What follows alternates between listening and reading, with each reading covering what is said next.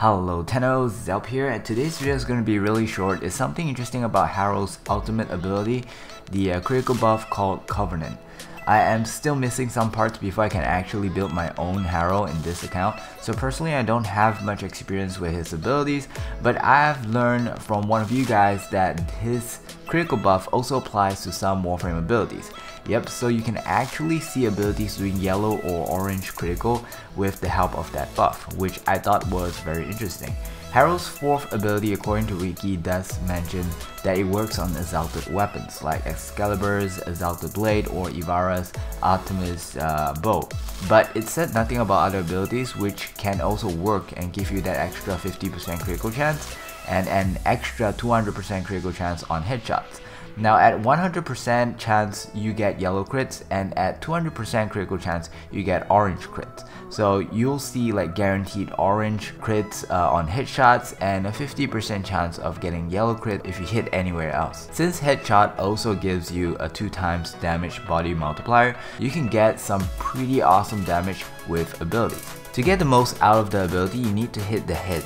So I only tested with frames that could actually aim, like Frost's first ability Freeze works just fine, and Amber's first ability Fireball. Not only did the initial damage increase, but the following burn damage increase as well, which as a whole does a lot of damage.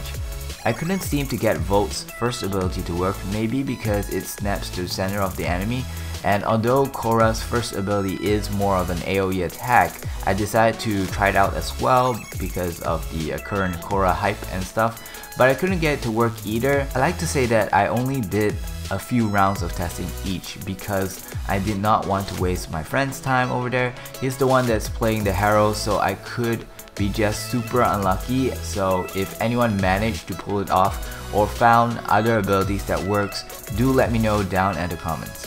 The drawback here is, of course, you need a Harrow in your team. The duration will eventually run out, and every single time Harrow casts his fourth ability, you also need to take damage first and charge up the retaliation buff. Then you need to wait for it to expire before you can start pulling off these damages. Although with Harrow's fourth ability Augment Lasting Covenant, which increases the duration of retaliation every time you do a headshot and kills the enemy, you will need a lot of energy to keep it up. And finally, just like with most damage types, which is the damage reduction and overall damage needed to kill an enemy due to armor and health scaling. For that, we have Oberon. His first ability Smite not only has a decent base damage, but it also scales with enemies' health. That 35% health damage from Smite could also be increased with Harrow's buff to give it more than 100% health damage.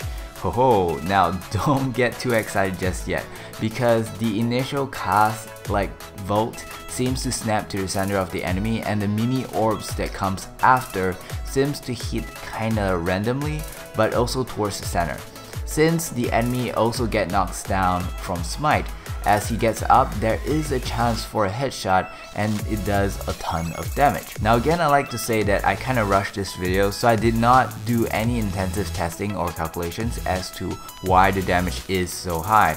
But if you guys want a better explanation, do let me know in the comments as well, and I will consider making a breakdown video about this after I get myself a Harrow. So here's a two-man team with Corrosive Projection, Correction Drift, and Set combo on a level 145 Heavy Gunner. Averages out a kill in about 2 to 3 casts of Smite, but of course potentially just one hit if it doesn't have any armor and most headshot manage to land. However, it is highly unlikely on enemies with such high level. Among all the ways we have destroyed heavy gunners in this channel, this is actually a pretty good way because it costs little energy. You don't need high power strength since the health percentage damage is not affected by it. It can cause radiation and knock down the enemy, making the situation a lot safer for you and your teammates. That is pretty much it for this video. Special thanks to Phobie for requesting and sharing something as interesting as this. There's a lot of winners for the Glyphaway because we have managed to pass multiple milestones. Be sure to check the description below for those that entered the last Glyphaway. And I have a confession to make. Lately I've been playing a lot of Fortnite. Unlike Warframe, which is less skill based but mostly grinding and becoming more powerful, Fortnite is different in a way where you polish your player's skill instead of a virtual character. It requires you to react fast and learn new strategies to outplay others while working together, and it's really quite fun once you get a hang of it.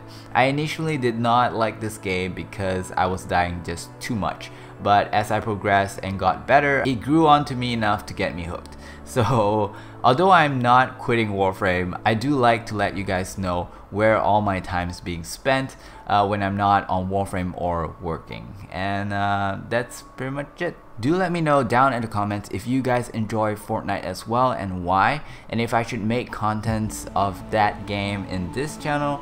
And if you do not like Fortnite, I would also love to know why as well. So once again, thanks for watching. Like and subscribe if you want to see more, and I would see you in the next video. Bye bye.